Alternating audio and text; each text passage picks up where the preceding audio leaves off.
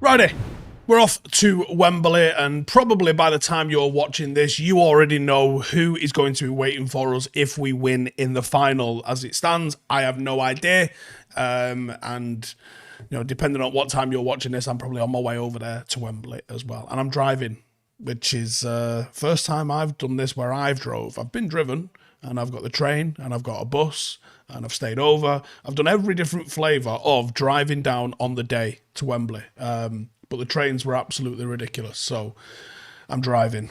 I'm sure it'll be a right good old laugh. Right, okay, situationally coming into this then, we're not in good form, are we? Let's be honest. We've won one in extra time, we got 3 draws, and we got 1 loss. Right. I think you would also say we've been unlucky to get through with that absolute thriller that we had, the 4-3 with Liverpool. That was absolutely a little bit of magic of the cup. But since then, we have drawn to Liverpool, Bournemouth and Brentford before losing to Chelsea. United are allowing all sorts of shots on us at the moment. And Coventry, coming from a league where transition is massive, when battle is massive, they're 8th in the championship, which should mean that there's a whole league below us. Nah, it's not that simple. And genuinely think that they could cause United some problems. They're in pretty good shape coming into this. They're in a real solid run since January. At the start of the season, they were firmly in the bottom half of the table, but they've picked it up, they've turned around. Their last 5 has slowed down a little bit. They've got 2 wins and 3 losses. But make no mistakes, this is a massive fixture for both sides. It's history-making potentially for Coventry, but it's also season-defining for Man United. Now, if we manage to get through to the final, we do have a real big opportunity to save face a little bit with how bad this season has been. Now, Onana has weighed in with exactly the sort of attitude that you want to hear from a United player going into the FA Cup semi-final. Said it's exciting. But as I've always said, playing for this beautiful club, you must win. It is a semi-final, of course, and we're going there to win. It's a very good opponent, and this game is going to be tough. But we are United, and we must be ready for them. So, as expected, we're dealing with a right load of injuries. Currently without McTominay, Varane, Lindelof, Martinez, Shaw, Marshall, Malacia. Anthony's a bit of an unknown quantity because of what's going on. It's going to be a rough one, make no mistake. But we still should have enough to get through against Coventry. Now let's have a look at how they play. Coventry used to line up with a very, very different kind of game, setting up with a 3 or a 5 at the back, depending on how the flow of the game went. Now, this season, they've been a little bit different. This is why things have changed for them. They line up now with a 4 at the back, and they drop deeper to accommodate for the sides quite often criticised lack of pace, which is something that United can exploit. Now, the formation fluctuates. It can look like a 4-1-4-1, which again can really be a 4-3-3 or a 4-2-3-1. So you're going to basically see all of those 3 formations, dependent on who's in possession, kind of rotated through a little bit while they're playing. Now, they are a strong side, and they're going to be a tough side to play against because they're filled with really strong tacklers. They've got 2 fullbacks who are no different, really, in Bidwell and Van Uyck. And those 2 are going to provide a real strong foundation for them to defend. Van Uyck's in the 86th percentile for defensive duels won compared to others in the same position, for Tier 2 sides last season whilst playing in the Netherlands. So he's not to be messed with. They also aim to box areas in midfield. They've got 2 strong, deep midfielders that are going to fight to win the ball back as soon as the opportunity arises. And if the tackles aren't on, Coventry are more than happy to hunt with interceptions, and they seem to have pretty intelligent midfield positioning as well. Now, you can expect that in the Championship, the passes are going to be a little less accurate than they should be playing against United, so that hopefully takes out one of their major threats, but realistically they can and they will counter quite swiftly. Many have tried before them, and many have succeeded before them as well, so we're going to need to be prepared for it. It will be scrappy, make no mistake, because Coventry thrive in that chaos of the physical battle. If I had to say what a typical Championship side is going to bring to the park, this is them. They're going to be feisty. They'll have a couple of players that probably comfortably could play a little bit higher, and they'll have a couple of players who are really stretching to be at the level that they're currently playing at. But they'll have a lot of players that are extremely comfortable in the chaos that's about to ensue at Wembley. And like we said, it will be scrappy. There's been countless times and moments throughout the season where we've seen Coventry win a loose ball, counter, and get a goal out of absolutely nothing. And if anything we have learnt this season from watching Manchester United, we are capable of losing the ball, being countered, and conceding out of absolutely nowhere. We're really not good in those chaotic moments. We've played a lot in the chaos, but we don't really thrive in them. It's not like United have created chaos in our game to exploit it because we've got wonderful goal-scoring instincts and players that just can't stop scoring. No, it's neither of those things. We're actually on a negative goal difference. Thanks for asking. Do you know what I mean? Going back to them physical sort of battles, that's Coventry's bread and butter. The fullbacks are going to get plenty of license to get forward, much more so now that the team have begun to kind of mesh together, I think. But the work from Coventry's right back with Van Uyck is, which I'm probably not saying correctly, but just roll with it. It doesn't just end there. He's sort of formed a bit of a partnership with the right winger, Sakamoto. And they're going to really jump and pump crosses into the box. And they've got a striker, Ellis Sims, who's 6'3". You know how this game's going to play out. I tell you now, I know exactly how this game's going to play out. We will have our work cut out for us, whether it's Magic of the Cup, whether it's... What we're hoping for is that United have just been in these big games on a big pitch just a little bit too often. Ride out the first 15, 20 minutes where it's going to be absolute mayhem, and then see if they can get a bit of an adrenaline dump, get a goal ahead, maybe control the game a little. I know I'm asking a lot here. Maybe control the game a little bit and then see it out. But if I'm Ten Hag, I'm looking at a couple of strategies here. And I'll get into my United strategies in a second. Star man for Coventry will be Ellis Sims. Been a bit of a talisman for him. He's got 17 goals. He's got 3 assists. He is a major outlet for them. He's actually in the 94th percentile for progressive passes received. So he gets on the end of stuff. So he's going to be a big outlet for their pressure, and he is the main outlet for their goals as well. So you got to watch him. Now, the United 11 that I am going with is pretty much the only United 11 that is available, I think. I guess there's a couple of options in here still, but either way, this is what I would like to go with. So, the back four, this is where the options really are limited.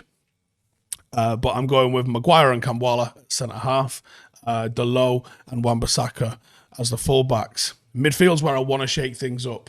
I want to go with Mainu and I want to go with Bruno. And I've been asking this for a while and we're not seeing it.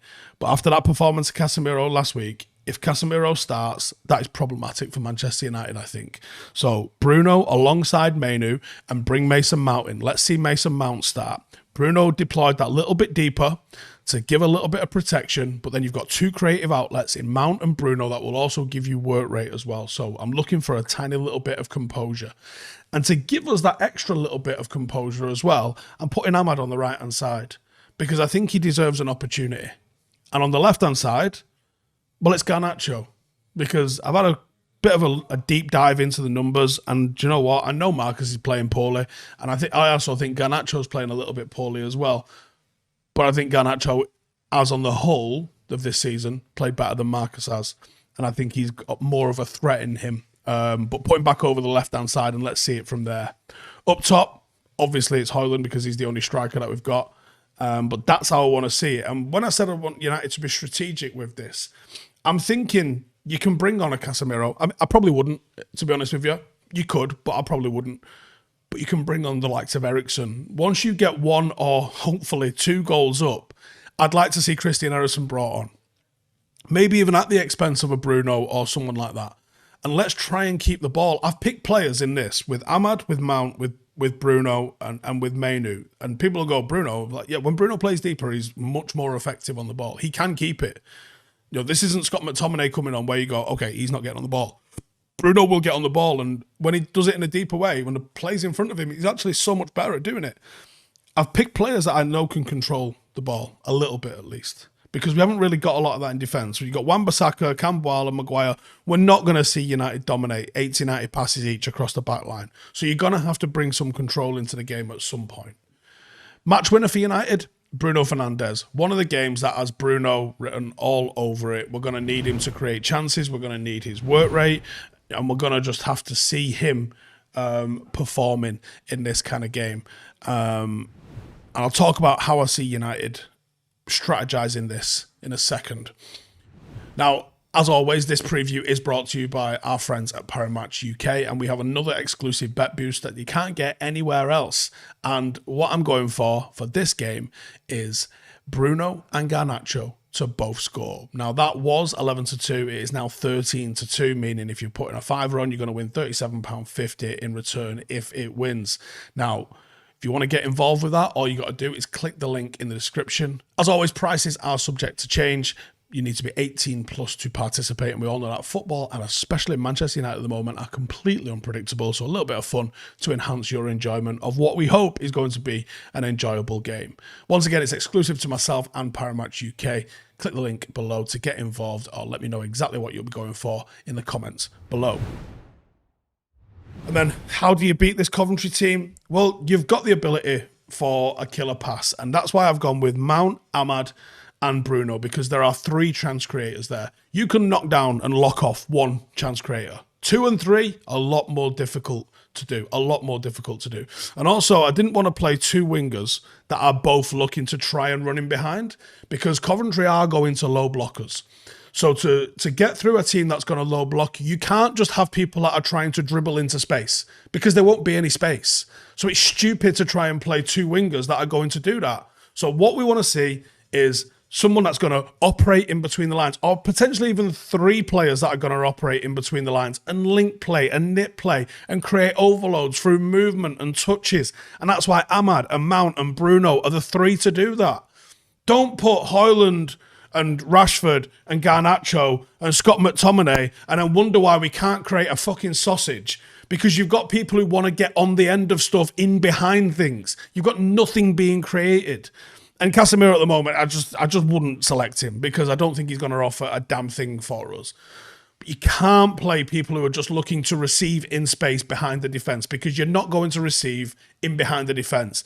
And I swear to God, if Ten Hag selects a forward line like that, which he might, and actually it might even be better to select Anthony, because at least he's going to come along the edge of the box and hopefully someone's going to underlap or overlap him, so you might have runners off him.